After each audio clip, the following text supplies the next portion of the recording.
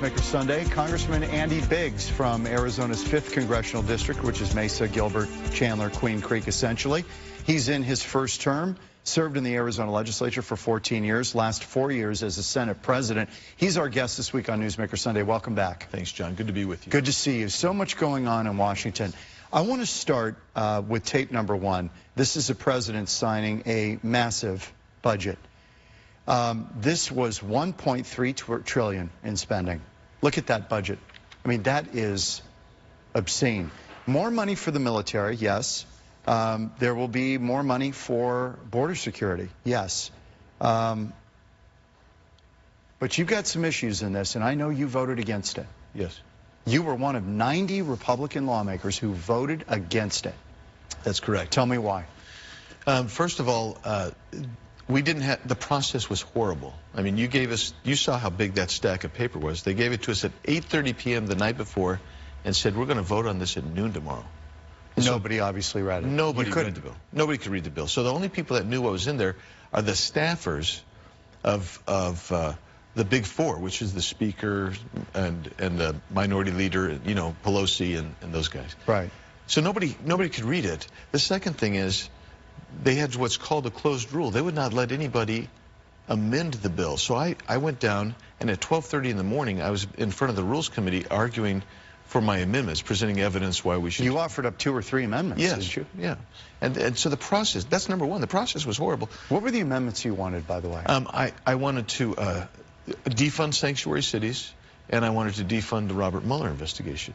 There were others that were, some people said, let's defund Planned Parenthood, no more funding for Planned Parenthood. And there were a whole series of amendments saying, let's reduce spending here or there. If we had known what was in here, there's money, just not on the border wall, it's in the Mideast somewhere we're building a wall.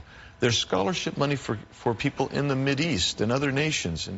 And you know, people just go, what's going on? Of that $1.3 trillion, how much of that, in your view, just give me a round number, how much of that is just graft and waste? I would say a good $100 to $200 billion is probably unnecessary. Kidding. Yeah.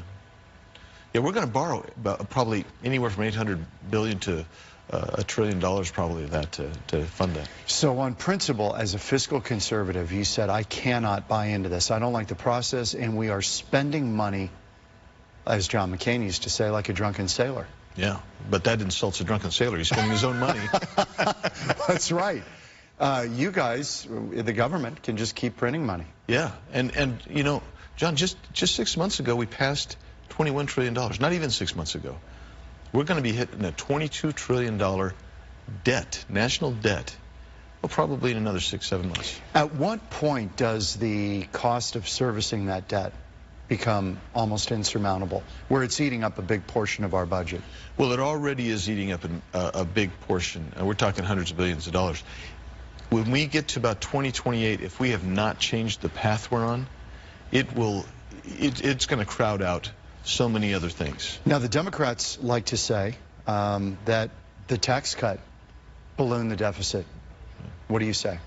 I say the reason that we've had record revenue the last 6 months, which is we have. Tax revenue has increased, which is what we knew would happen. That happens when you give a tax cut and you reduce regulation and you spur the economy. More economic activity always brings in more tax revenue. We know that. But it does you no good to bring in more tax revenue if you set record amounts of spending. Do you believe that the president, we can roll tape number 2 if you'd like right now, do you believe the president will get to this issue of spending at some point? Yeah, he will have to. I don't think he would. I personally think that he looked at this and he was told the only way you're going to get the military funding is with this bill. Which isn't the case. We offered a couple of other alternatives. But I think he does not want this kind of debt or deficit on his head. You mentioned that one of your amendments was to defund the Mueller investigation. You've been pretty bullish on that, and you've said that this guy needs to be fired. Yeah. That's strong language. Isn't the general wisdom in Washington among Republicans, let him finish his work? It's probably going to come out, many feel, in the president's favor. Let him finish. If we fire him now, you've got a Saturday night massacre a la Richard Nixon administration kind of scenario that could be very damaging. Yeah, but here's what's happening. he had a constitutional constraint that he was to operate in.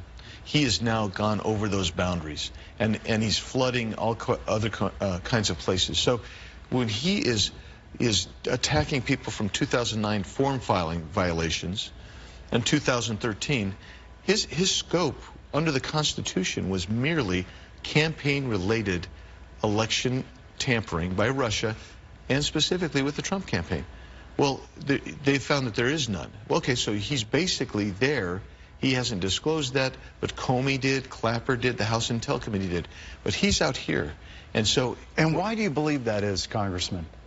Why is he straying, much as Ken Starr did from the original against Bill Clinton, was Whitewater, turned into Monica Lewinsky and perjury? Yeah. I think what happens is they feel, when you're a special counsel, you feel like you have to produce indictments. And right now, the only indictments of any consequence at all that Mueller has brought is against Manafort and Papadopoulos, which has nothing to do with... What about Flynn? And well, Flynn as well. But his was he actually told a lie to the FBI about a meeting with somebody in Russia. Had nothing to do with his scope of his investigation. You're a lawyer. Yeah. You graduated U of A. I did. Yeah. Shame on you. I have a degree from ASU as well. Okay? I know you do. I know you do. Do you believe that the president should sit down with Robert Mueller?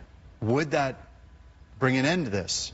Or do you think that's a fool's errand? Yeah, I think that's a fool's errand. If I was his counsel, I'd say, we're not sitting down with him. That's John Dowd. Yeah, I wouldn't do it.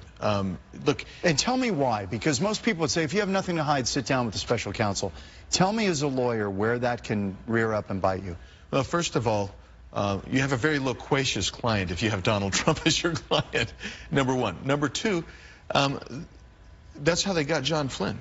John Flynn went in, opened up, very honest in every way, but in a series of multi-hour interviews, they found him on basically a process crime, which is that he told something different here than he did the first time around. Which technically under the law is a lie. That's right. And so they could prosecute. So why do that? Why open yourself up to that? It's very hard because memories change, and especially when you're tired after multiple hours of interrogation, things change. Right.